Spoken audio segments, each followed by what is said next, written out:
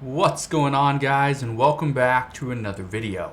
So today I want to talk about that slap in the face that we got from a Federal Reserve president just today. Now, I want to go over exactly what this president said because her remarks are just going everywhere across the internet. But some people are only showing part of what she's saying, and this is a true slap in the face. But again, I want to break down what's being said here. Now, I want to show you some different websites and what some of the Federal Reserve presidents are saying. Because look at this. From the Federal Reserve Bank of Minneapolis, the CEO says inflation is very concerning and spreading out across the economy. That's exactly what it's doing. It's not limited to certain places. It's not specific to certain industries. It's broadening, and that's scary. The other thing that we're seeing is that the Fed president out of St. Louis, James Bullard, he says that he sees more interest rate hikes ahead and no U.S. recession. Now, that is very important to also note. But the next thing he says, he expects another 1.5 percentage points or so in interest rates increases this year. Now, why is that such a big deal? Well, that is a big deal because the Federal Reserve for the past two FOMC meetings have raised rates at 75 basis points.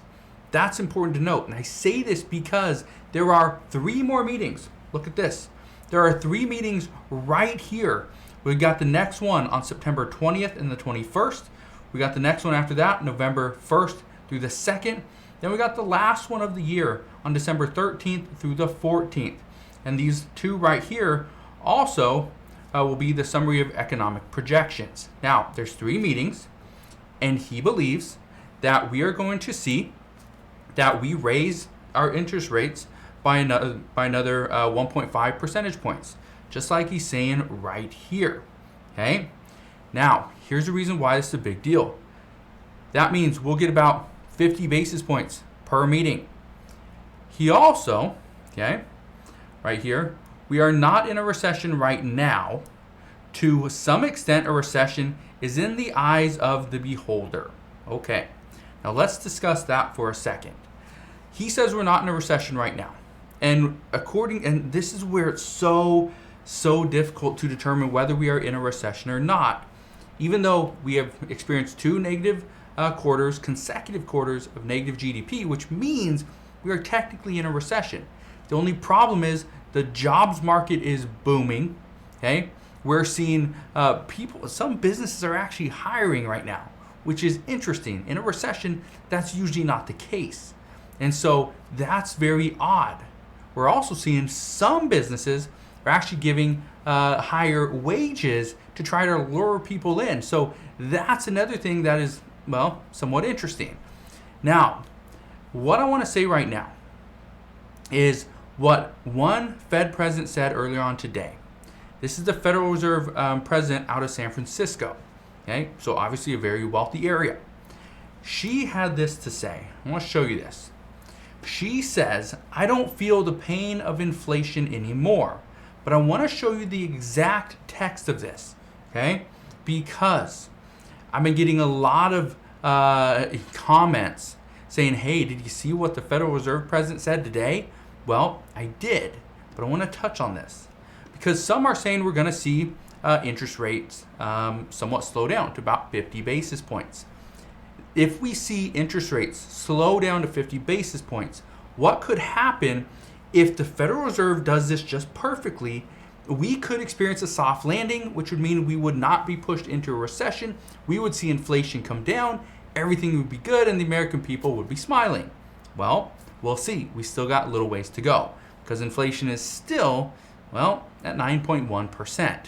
So here's what she said, and this is what has honestly so many people just up in arms. And this is a complete slap in the face for her to even say this and then go back and try to fix what she said. But look at this. She says, I don't find myself in a space where I have to make trade-offs because I have enough. And many Americans have enough. I want to be very clear on something. And let me ask you this. Do you have enough? I don't think anybody's going to say, oh, I have enough. Inflation's not impacting me. It's going to impact every single one of us. If you buy anything from the grocery store, it impacts you. If you've ever filled up your car with gasoline, it impacts you. If you had to pay a little bit more in property taxes, yeah, it impacts you. Every single person is being impacted. So for her to say this pretty much just shows that the Federal Reserve or these presidents are out of touch with reality, or the American people's reality. Yeah, I believe she makes like $425,000 per year as the president, the Federal Reserve president out of San Francisco. I don't think she's really struggling. It's just my thoughts. But I want to read you the rest of that, because again, that statement alone is a slap in the face. That, it's not impacting her. She doesn't have to make trade-offs because, well, she has enough, and many Americans have enough as well. Yeah, that's great if they do, but if they don't, then what? Well, I want to read you something else. Okay? Here's what I want to read you. Right here. She says, okay, and this is going on into the interview, and you can actually go and, this is actually on Market Watch, but you can actually go and listen to this. But she says, I have to say that I live.